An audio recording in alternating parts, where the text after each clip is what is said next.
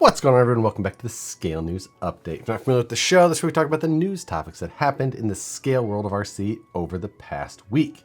If you enjoy the Scale News Update, hit the like button. Let's jump into all this week's topics. First for this week, Axial is going to be doing a Memorial Day sale. Now, they sent me the details on this, but it's not live yet. It will be live the 17th of this month and will run through the 28th. Now, there's only two items on this sale listed. One is the SCX6 Jeep, not the Honcho, just the Jeep. And the second is the Basecamp Builder's Kit. Now, the SCX6 Jeep is $200 off of that retail. Now, granted, when you're at $1,000 at $200 isn't a huge bite, but it does help significantly.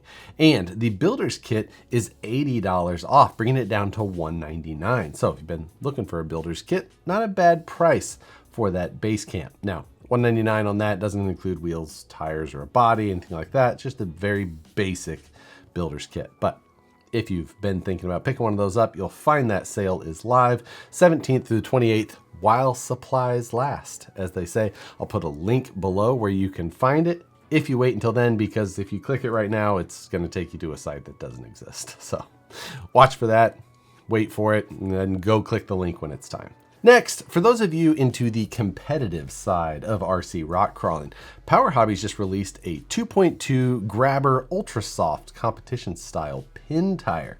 Now, these are, like I mentioned, for the competition side most generally. But if you've got like just a cheater truck on some 2.2s that you want just a super competitive type tire on it, from the guys that have been running these and have ran them here recently, they're saying that they're working pretty well. It can be hard to find pin tires like this in the 2.2 world these days. There's only a couple of makers and they can be a little bit more difficult. So Power Hobbies bringing one that may be the easiest to get, and it does come with a set of foams that I'm told are pretty firm. So you may still end up changing out the foams. These are called the Grabber, which I feel like that name's been taken for a tire in RC as well already, but anyway. So they also do have a 1.9 version of these. I do have those. I've never ran them myself though, but so it's just something you may not have ran across before. You can check those out. I've linked to the product directly on the Power Hobbies website, and you'll find that in the description below. Next, Associated dropped two new builders kits. These are both the Hoonicorn and the Hoonitruck on the Apex 2 chassis. Now, this is that on-road chassis kit that they released a year or two ago at this point. Now, it does say that this is a updated version of it. It hasn't been out that long, but evidently it needed some updates. So they say it's got some updates there. There was a bunch of factory team things labeled on the actual website side. I assume those are upgrades. Wasn't super clear on the website side. It does come, or both of these do come, it appears, with fully completed detailed bodies. No clear body that you're going to get to decide on your own, but if you really wanted just the, Hoonicorn or Hoonitruck replicas, and you were going to have to do it yourself otherwise, then this saves you quite the hassle. These do seem like interesting releases just because you don't necessarily see these type of cars as often released in kit form, being just the kind of run-of-the-mill on-road chassis type car, other than Tama. Tama, obviously, everything they have is basically the same as this.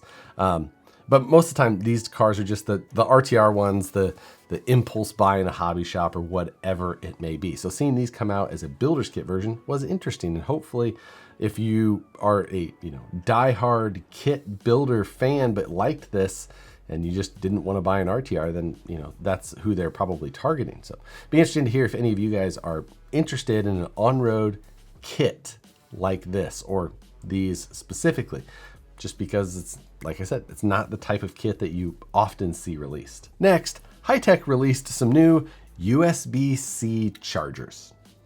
Not necessarily the most interesting thing, but these are GaN chargers, or gallium nitride based chargers. And basically, that's just a different type of semiconductor used inside of the charger itself. Rather than silicon, it uses this gallium nitride. Long story not so long, it basically just means that these are a much more efficient charger. Anyway, USB-C chargers are not that interesting. They're releasing 3 different wattages, from a low watt to a 65 watt and then 100 watt.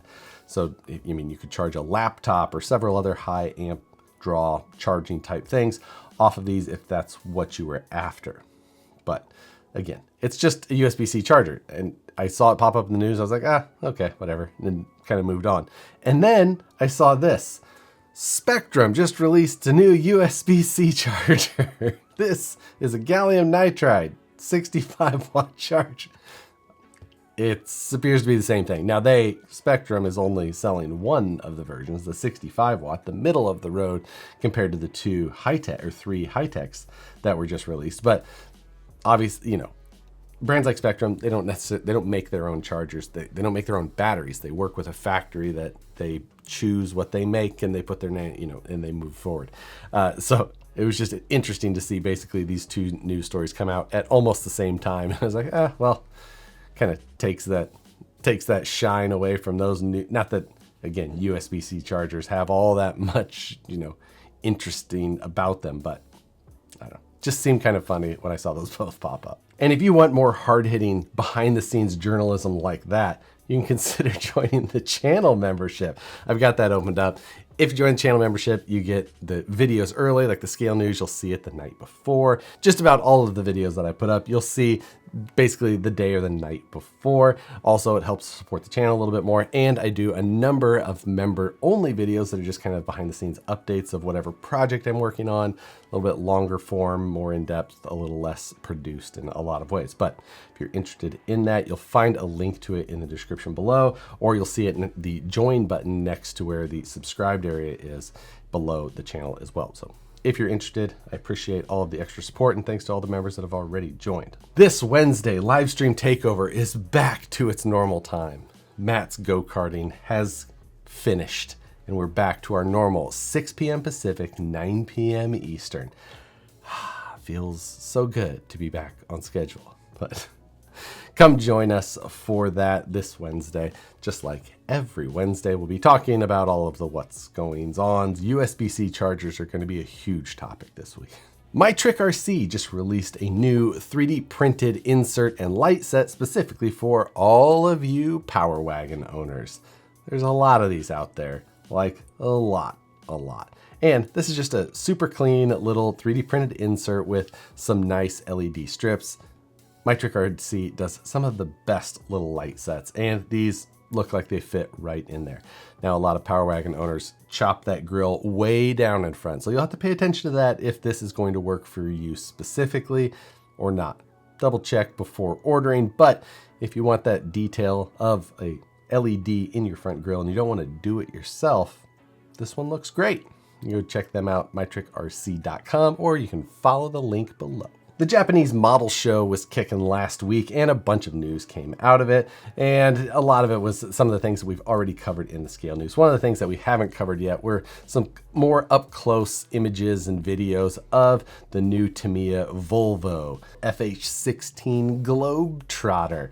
There's been photos and just info about this just kind of rolling out for the last couple of months or so, roughly, but it looks like you're finally going to be able to get those on order here very soon. So if you're one of the Tamiya Big Rig fans, we don't always see new models of those, and this is like an updated version. I think this is the FH16 750. I think this is similar to like the base of the truck that was used for that big wrecker. The big rigs are super cool and so much fun to assemble. I can't believe how much fun I had playing with one of those. So if you never have before, maybe think about picking one of those up. And the Euro trucks are obviously a lot more advanced than the like night hauler that I decided, but that night hauler was also a lot of fun. So Aplastics just released a detail set for their Delorean body. This is a Lexan and sticker detail set, basically. Again, they have a 1/10 scale Delorean body, and then this.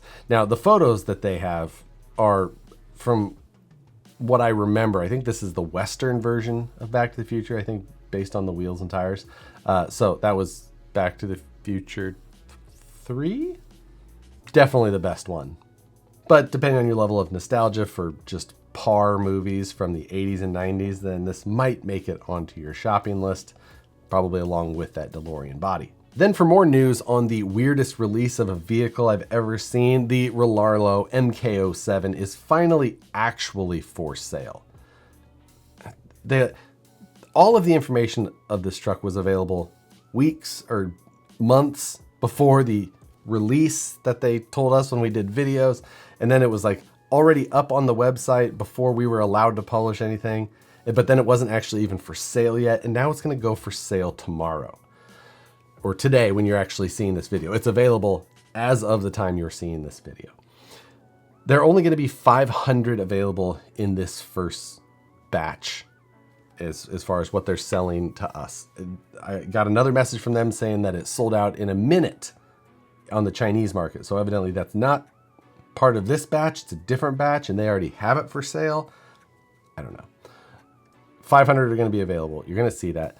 One thing that was interesting to note that was also sent to me by them today was that it will ship for free. So you can get that introductory super low price, like $500, free shipping. But that free shipping will be 30 working days long. So I'm not sure what they're counting as working days. I know what working days or business days means here. I don't know if that's the same thing for them. But if you choose the free shipping, you are going to be waiting a 1/12 of a year. So, or more, I don't know. You can get it in like 7 to 10 days if you pay for shipping, which is $99. So consider that when you're checking out, if you're checking out, how soon or how badly you want this thing. And there's a question for you. Is it worth $99 to you to have it in a week or two? Or are you waiting 30 working days to get it? Plus their 2 to 3 day processing time. They sent a lot of caveats to me. Like, make sure that you note. Make sure that you note. Read this carefully. How soon? What is your level of patience? Speaking of patience, Matt and I have the Rocky Mountain High series going right now, where we're both working to finish our buggies for the We RC Rock Nationals happening in Morrison, Colorado at the beginning of June. Hope that some of you are going to be making it to that. If you're interested in making it, definitely there's a link. I'll put a link below. You can make it to that. Come join us for it. I think it's going to be a great time. But Matt and I are pushing to get these buggies done. I think I'm going to be good. I think that time-wise, I have plenty of it. No need to rush.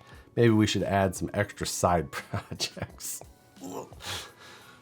Things are going well though. Really looking forward to that. Videos for that series are going up every Thursday. So you can check those out so far. I think we've done 3 so far. Yes. So episode 4 of the series will be going up this Thursday. Check that out. Come give us your opinion. I think Matt's is turning out great as well. Looking forward to seeing everything done. We've both been posting some Instagram clips and videos. Really looking forward to finishing these buggies and going out to Colorado to compete. But speaking of events, that brings up this week's topic. Summer is upon us. Then Beat the Creek just finished up out on the East Coast. Looked like it went really well. Looks like it was well organized and super well attended. Definitely one that I wanted to make it to this year. It just didn't work out. Hopefully next year, but it looked like one of those can't miss type events. So what I want to ask you guys is, what is your event that, whether you're planning on making it, it's just your #1 go-to can't miss it event, or if traveling to events just isn't in the cards for you for whatever reason, what is the one that you would most like to go to? Be interested to hear, depending on what part of the country or where you're at, what you like to do. Put it in the comments below. Super interested to hear what you guys think about events that are happening all over. But with that, as always, I appreciate all of you for watching the Scale News Update every Tuesday. Hit the like button if you enjoyed it. Subscribe if you're not already. Join the channel membership if you're interested in hearing more about USB-C chargers. With that, thanks again for watching, and we'll see you on the next one.